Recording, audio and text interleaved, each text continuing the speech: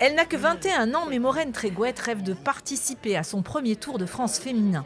Originaire du Morbihan, la jeune cycliste espère décrocher sa sélection au sein de son équipe et rouler sur des routes qu'elle connaît bien.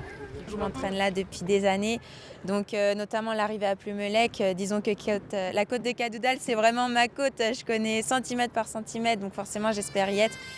La côte de Cadoudal à Plumelec, ce sera l'un des temps forts de la première étape de ce Tour de France féminin, dont le départ sera donné à Vannes le 26 juillet prochain, dans 100 jours précisément.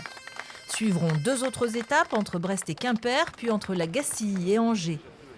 C'est un bonheur et un honneur de recevoir le grand départ, ce n'est pas rien.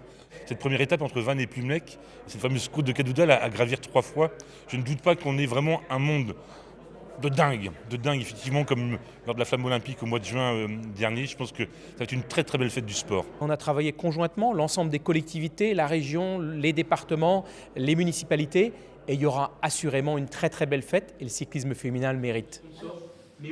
Des cyclistes dont Marion Rousse, la directrice de l'épreuve, n'est pas peu fière. D'autant que les Françaises pourraient briller cette année.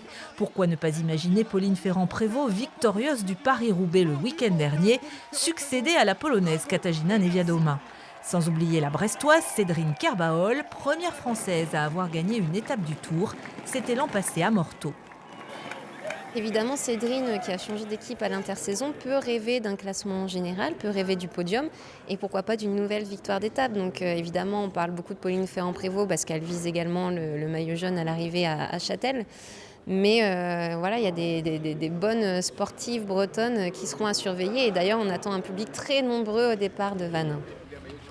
Rendez-vous le 26 juillet à Vannes pour le départ de ce Tour en 9 étapes qui devrait offrir son lot d'émotions et de suspense.